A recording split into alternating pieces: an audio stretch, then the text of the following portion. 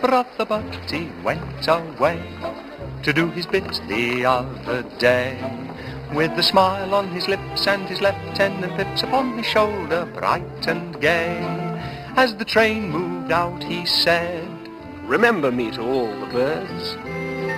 Then he wagged his paw and went away to war, shouting out these pathetic words. "Goodbye, goodbye, wipe the tear, baby dear, from your eye. Though it's hard to part, I know, I'll be tickled to death to go. Don't cry, don't sigh, there's a silver lining in the sky.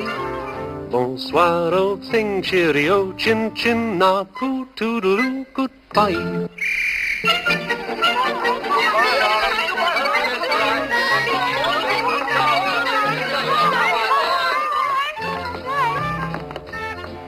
Brother Bertie went away to do his bit the other day, with a smile on his lips and his Lieutenant Pips upon his shoulder, bright and gay. As the train moved out he said, "Remember me to all the birds." Then he wagged his paw and went away to war, shouting out these pathetic words. Goodbye, goodbye, wipe the tear, baby dear, from your eye. Though it's hard to part, I know, I'll be tickled to death to go. Don't cry, don't sigh, there's a silver lining in the sky. Bonsoir, old thing, cheerio, chin chin, now toodaloo, goodbye. Goodbye, goodbye, wipe the tear, baby dear, from your eye. Though it's hard to part, I know, I'll be tickled to death to go. Don't cry, don't sigh, there's a silver lining in the sky. Bonsoir, old thing, cheerio, chin chin, now toodaloo, goodbye.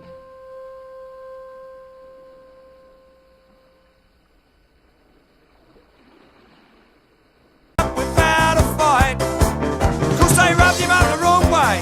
This is what they heard him say.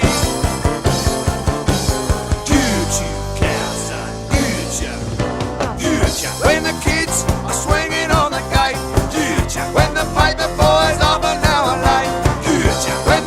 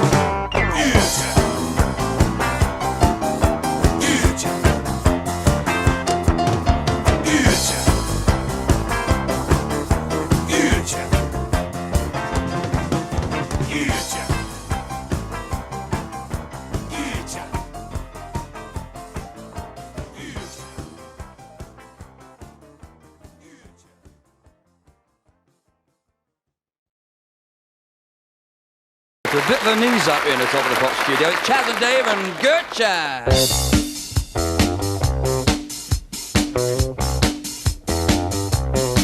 Now there's a word that I don't understand.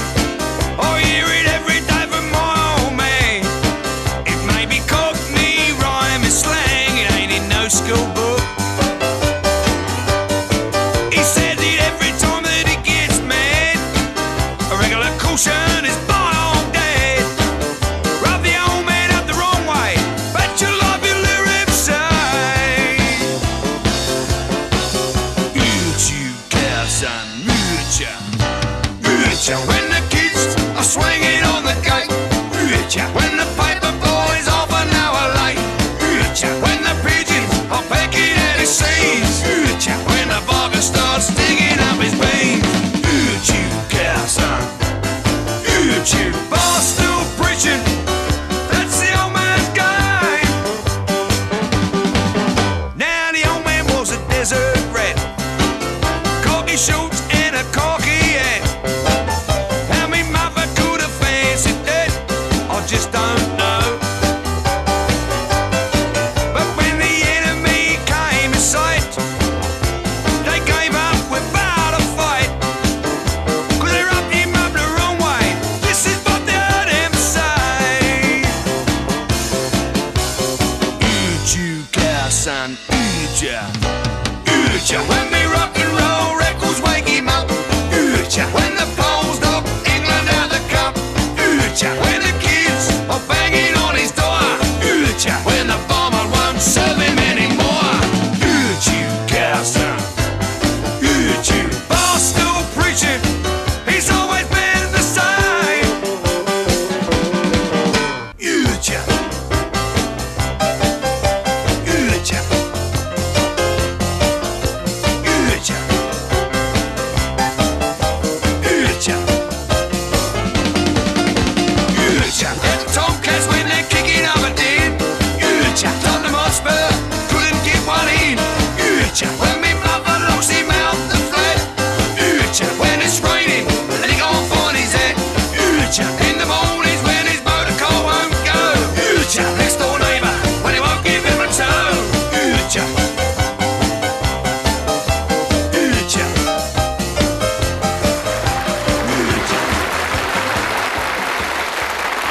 That was Chaz and Dave and gertcha. I do like a song with a message, don't you?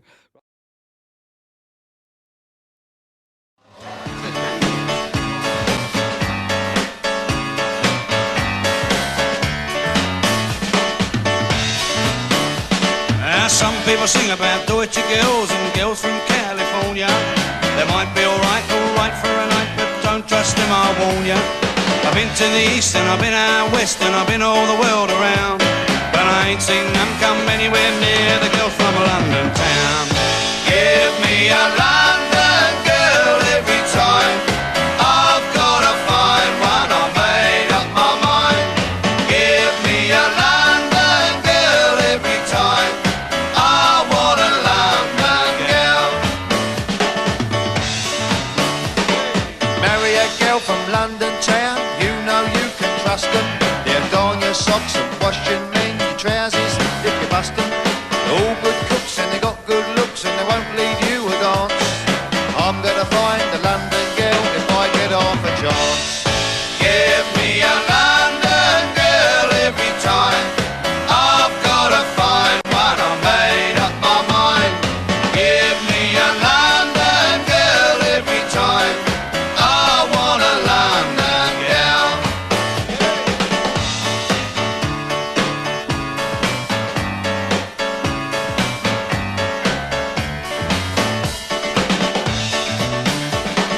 London girls are the best in the world, there ain't no doubt about it. If you can't find a girl from a London town, well, you're better off doing without it. They don't create when you come home late and you're calling up the passage floor, and they won't muck about when you've gone out with a geezer in the house next door. Give me a London girl every time. I've gotta find one, I made up my mind. Give me a London girl every time. I want a London girl. If you ever go down to London town, your legs will turn to jelly.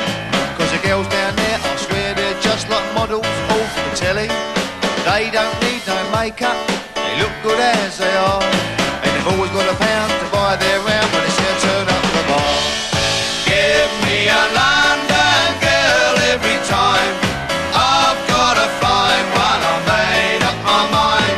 Give me a London girl every time. I want a London girl.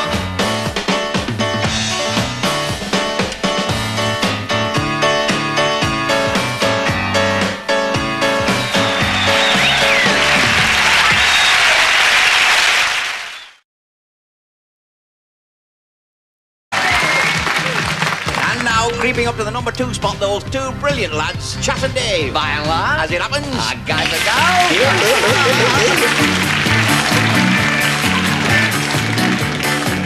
why don't you tune up your bass? Why don't you shut your face? You don't half look a state. Watch it, mate. You look a right prairie at. Wave your trousers like that. Is that one of them one and an half-piece suits? Or have your trousers had a row with your boots? Oh, you won't stop talking. Why don't you give it a rest? You've got more rabbit than Sainsbury's. It's time you got it off your chest. I never dreamed I'd end up with the likes of you. If you don't like it, you can stop it, that's what you can do. I'll tell you, mate, I've had about enough of you. With your incessant talking, you're becoming a pest. Rabbit, rabbit, rabbit, rabbit, rabbit, rabbit, rabbit, rabbit, rabbit, rabbit, rabbit, rabbit, rabbit, rabbit, rabbit, rabbit, rabbit, rabbit, rabbit. Now his new girl's rather wide, sort of on the stout side. But when she smiles, it's beyond belief. No teeth. She wouldn't half make some dough in a circus sideshow. She'd have them all queuing up at the doors. She'd draw the crowds like she crowds her drawers. Oh, you won't stop talking. Why don't you give it a rest? You've got more rabbit than Sainsbury's. It's time you got it off your chest. I never dreamed I'd end up with the likes of you. If you don't like it, you can stop it, that's what you can do. I'll tell you, mate, I've had about enough of you. With your incessant talking, you're becoming a pest. Rabbit, rabbit, rabbit, rabbit, rabbit, rabbit, rabbit, yak, yak, yak, yak, rabbit, rabbit, yak, yak, rabbit, rabbit, rabbit, rabbit, yak, yak, yak, yak, bunny, bunny, bunny, bunny, jabber, jabber, jabber, jabber, bunny, bunny, jabber, jabber, rabbit.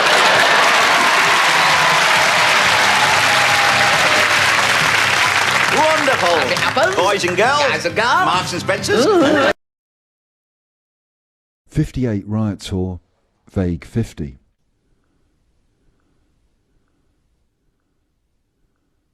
In plain words, you'd not live in our Napoli if you could live anywhere else.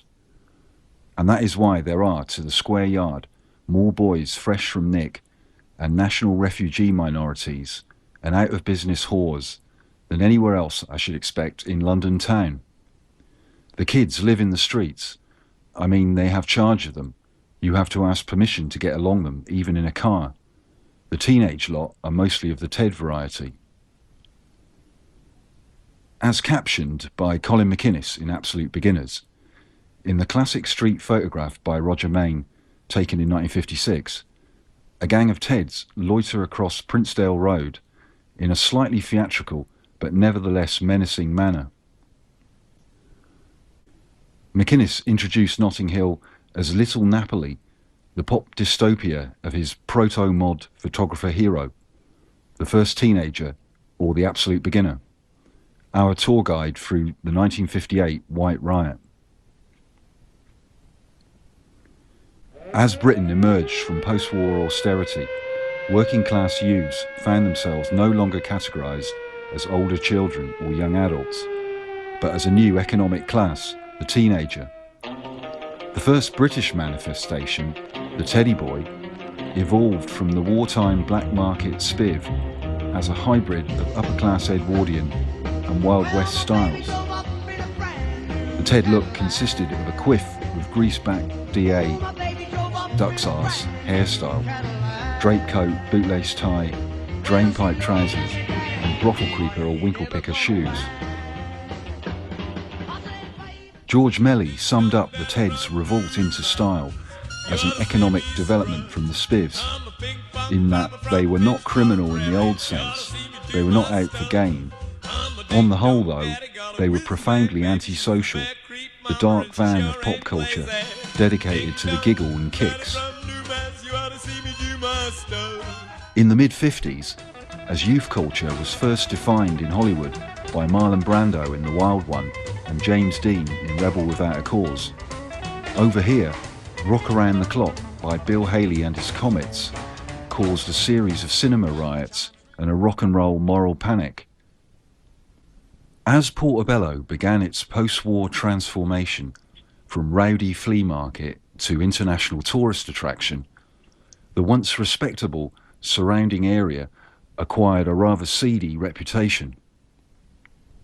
In the Notting Hill Interzone issue of International Times, the area is described as closed off and forgotten, grey, anonymous, all life and colour had vanished as quickly as the paint from the tenement walls, and Notting Hill sank into its own twilight of sensational crimes, violence, poverty, extortion and petty racketeering.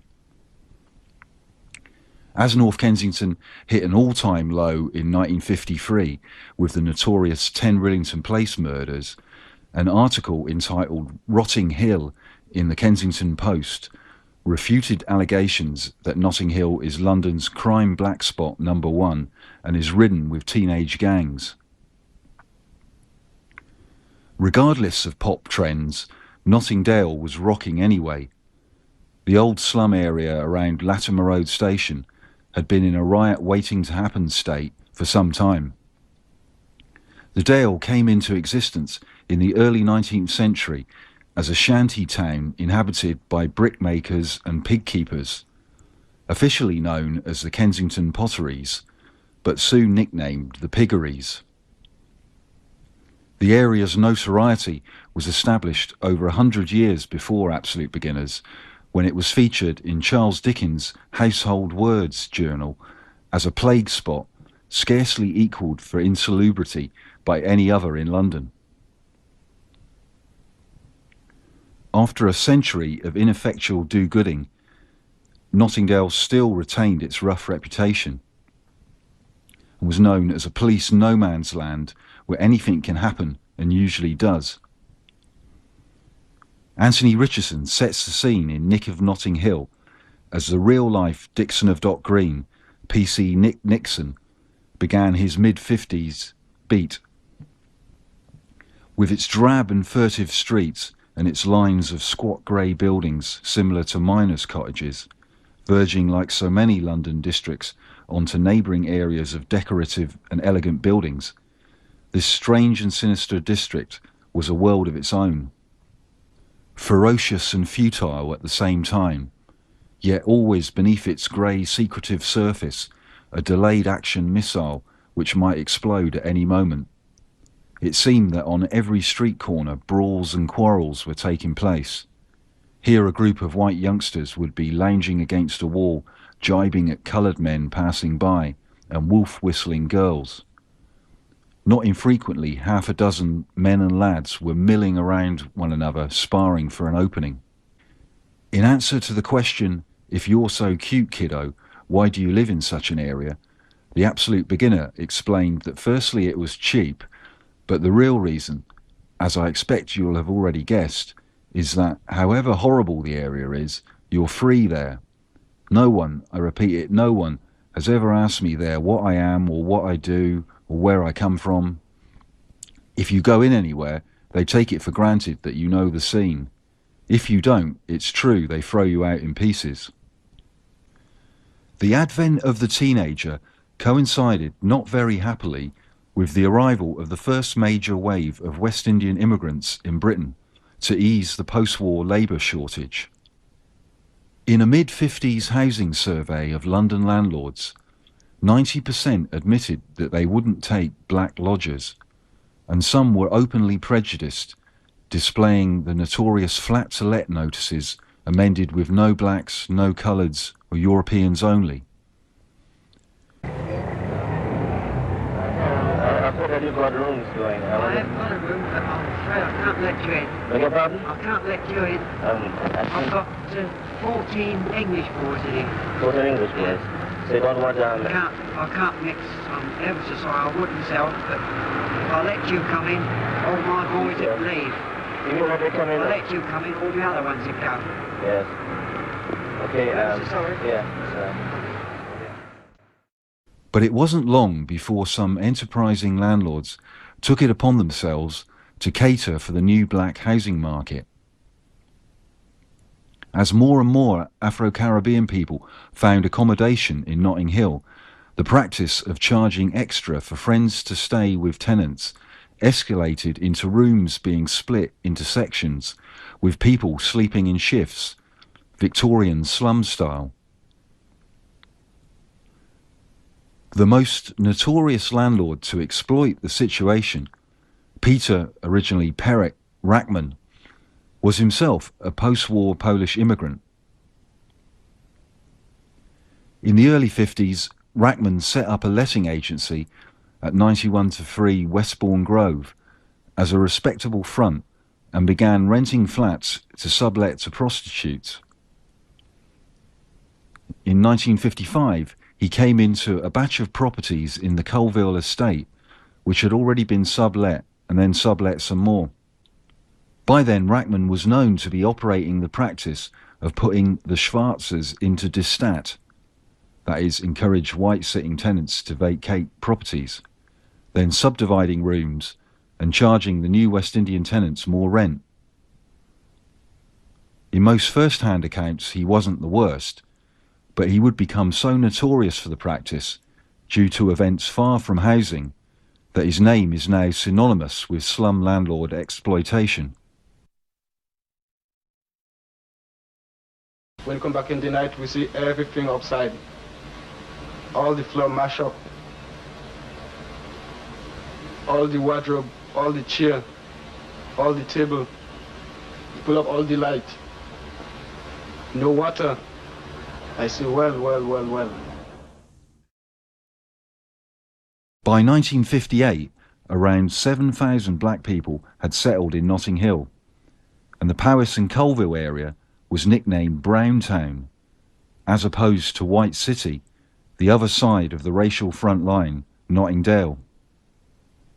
By then it seems that Rackman had managed to extricate himself from his slum empire as he moved on to property development, and in most accounts it was then that things really fell apart, as his former henchmen tried to wring a profit from the deteriorating slums.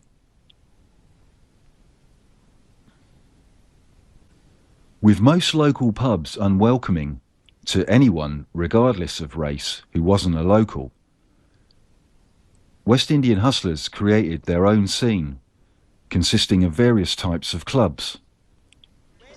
There are after-hours or afters drinking clubs, basement or cellar clubs for daytime gambling, and the most famous, blues, dances, clubs or parties, an attempt to recreate backyard sound system culture indoors, named in honour of the Blaupunkt radio gramophone, the sound system prototype known as the Blue Point or Blue Spot, rather than blues music. Blues dance music went from jazz, calypso and Jamaican rhythm and blues through ska and rocksteady to 70s dub reggae. Like Irish shebeens, as West Indian clubs were also known, and the original and most violent mushroom clubs, or bottle parties of the indigenous English villains, blues could crop up anywhere, but tended to be in the Rackman areas around Powys Square and St Stephen's Gardens, thus defining the original West Indian Grove area as more Westbourne than Ladbroke. The story of the blues began in the basement of Fullerton the Tailors on Talbot Road, where Duke Vin was the selector. Then Bargy opened a cafe and cellar club next door, which became Roy Stewart's celebrated Globe after-hours bar-restaurant. On Powis Square, the basement Rackman flat of Michael de Freitas boasted a residency by the jazz pianist Wilfred Woodley, and the exclusive Montparnasse Club was further along Talbot Road. To the south, Colville Terrace hosted Sheriff's Club Stroke Gym and the Barbadians Club. To the north, Westbourne Park Road featured Larry Ford's Fiesta One on the corner of Ledbury Road and the Calypso Club near St Stephen's Gardens. Blues clubs are now recognised as a vital ingredient in British pop culture that, into the bargain, helped transform Notting Hill from a dreary slum into the heart of multicultural London. However, at the time, they were not held in very high esteem. After the first riot incidents stemmed from noise complaints about them, the clubs played an integral part in the Profumo affair and the emerging drugs counterculture, whilst also encouraging the formation of the first tenants associations in Colville and St Stephen's Gardens.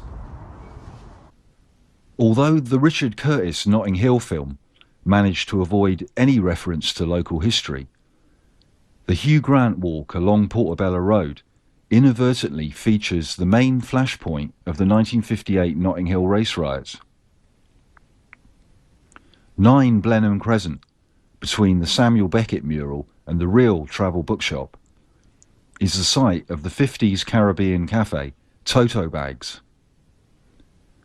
Also known not always metaphorically as the Fortress, the cafe acted as a community centre and information service for newcomers, a gambling den to such early sound system selectors as Baron Baker, Count Suckle, Duke Vin and King Dick, a slumming attraction stroke cool hangout to some real aristocrats, Sarah Churchill, Winston's favourite actress daughter, Georgie Fame and Colin McInnes, and as a target for white rioters.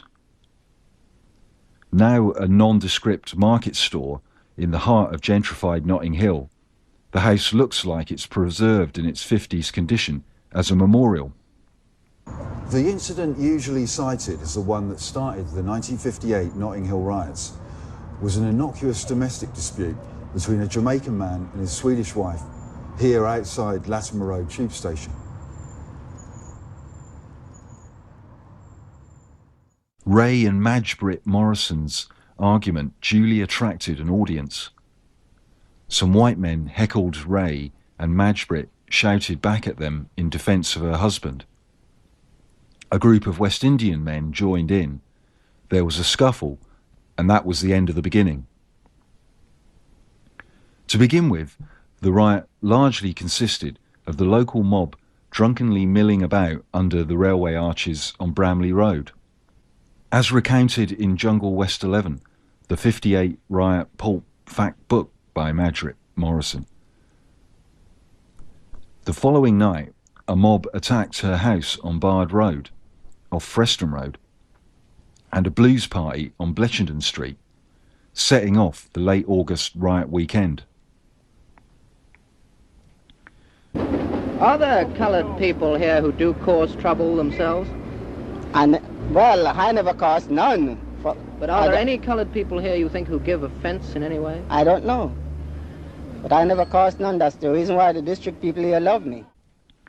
Before Latimer Road was split into Freston Road and the northern stretch by the Westway roundabout, it was as important a thoroughfare as Laverick Grove.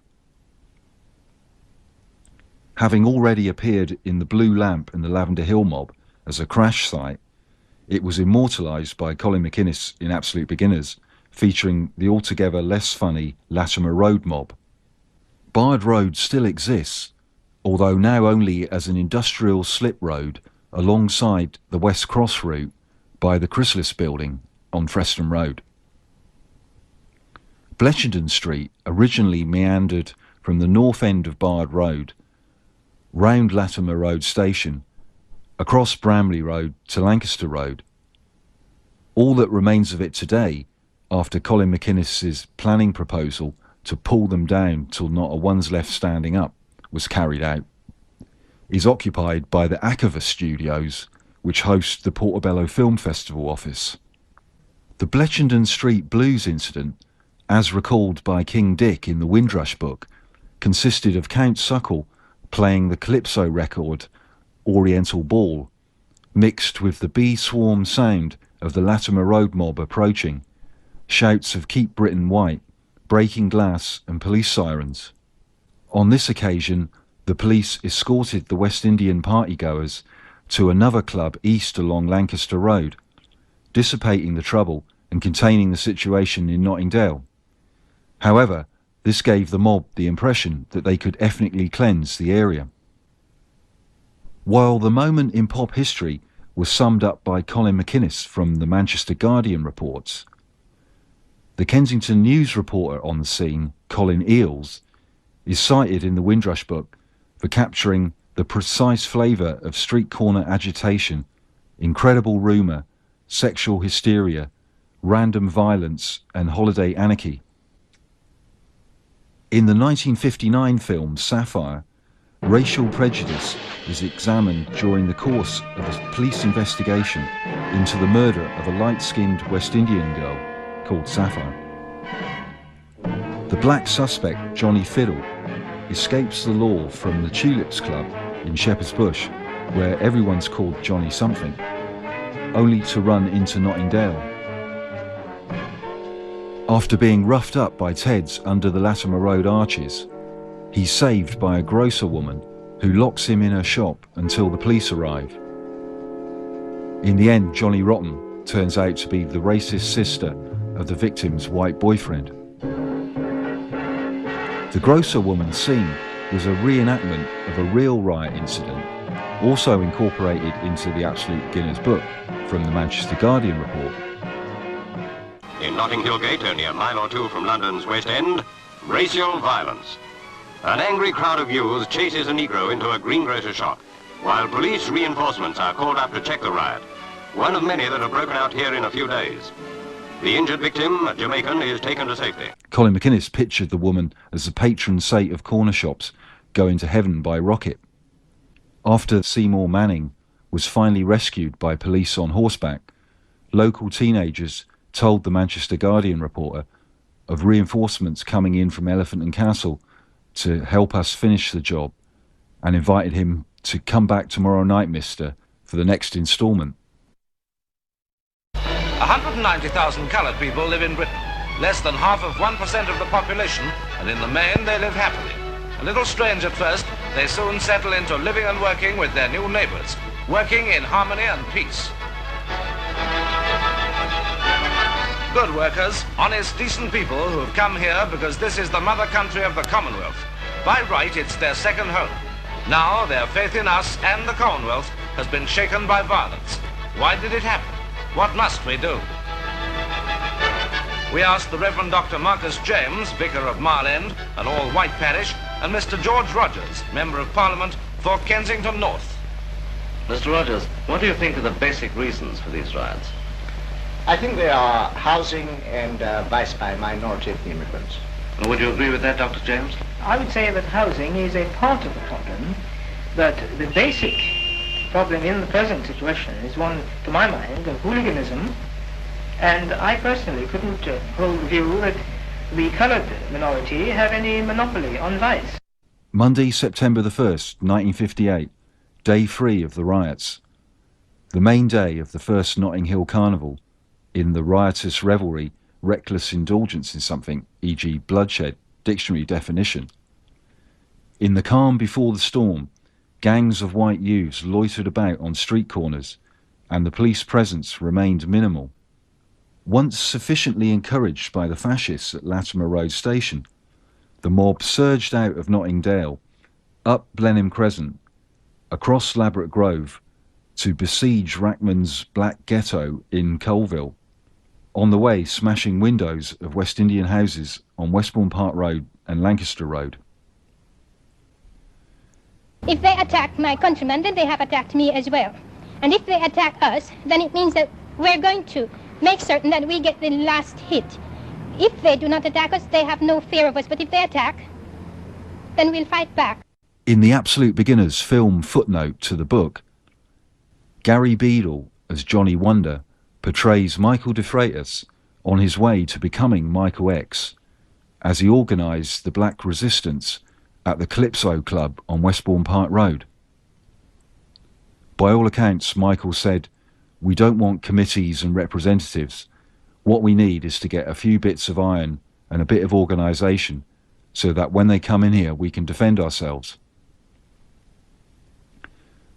Echoing the battle without much serious injury in G.K. Chesterton's The Napoleon of Notting Hill, with Michael in the title role, his plan involved turning Toto Bag's Cafe at 9 Blenheim Crescent into a real fortress from which Molotov cocktails were hurled to repel white rioters.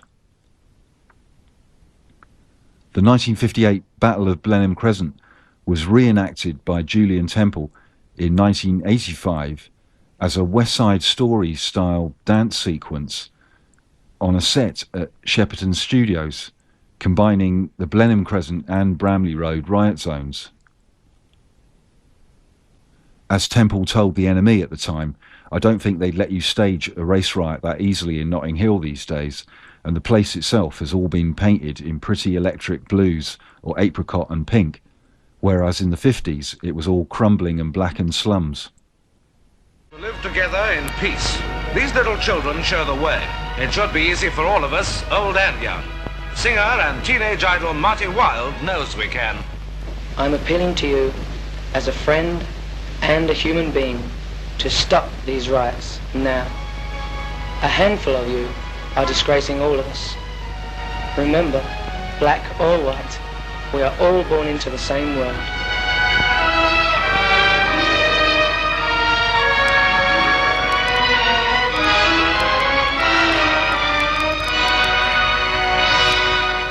Well, that's all for this edition. See you again soon. For the cover picture of the first edition of Absolute Beginners, Roger Main returned to his favourite location, Southam Street in Kensal. This was after a West Indian had been stabbed to death by a gang of white men on the street, and Mosley subsequently held a meeting there. In response to the riots, Claudia Jones organised a Caribbean Carnival show at St Pancras Town Hall in early 1959, which became an annual event in the early 60s. As Mosley was blamed for bringing further disgrace on the area, over 1,000 black and white people followed Kelso Cochrane's funeral cortege in a proto-carnival procession along Labrador Grove to Kensal Green Cemetery.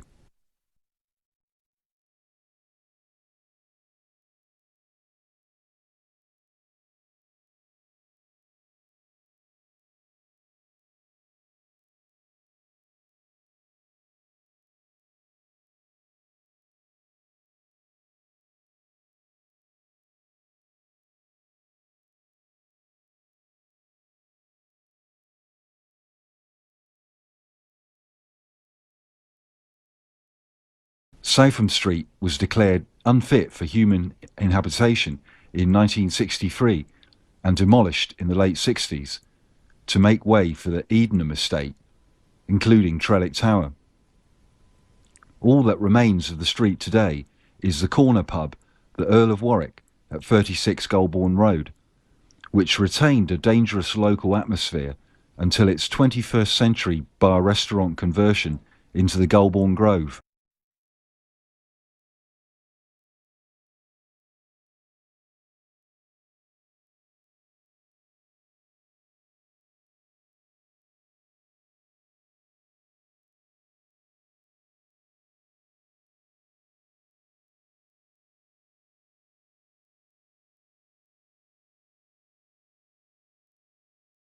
The 58 Notting Hill riots and slum housing conditions also brought about local community action campaigns by everyone from the Methodists to the Angry Brigade. In 1966, Ronnie Laslett and the London Free School Group organised the Notting Hill Fair and Pageant, featuring the first carnival procession.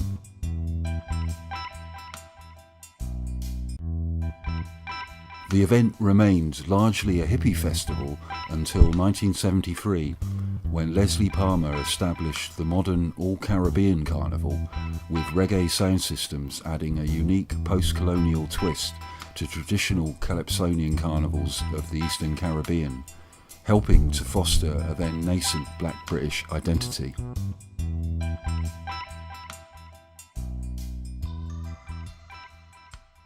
It's ironic that in the aftermath of the 58 riots, the death of one man, Kelso Cochrane, lost in time, became the spark for the biggest celebration of Afro-Caribbean survival in Europe.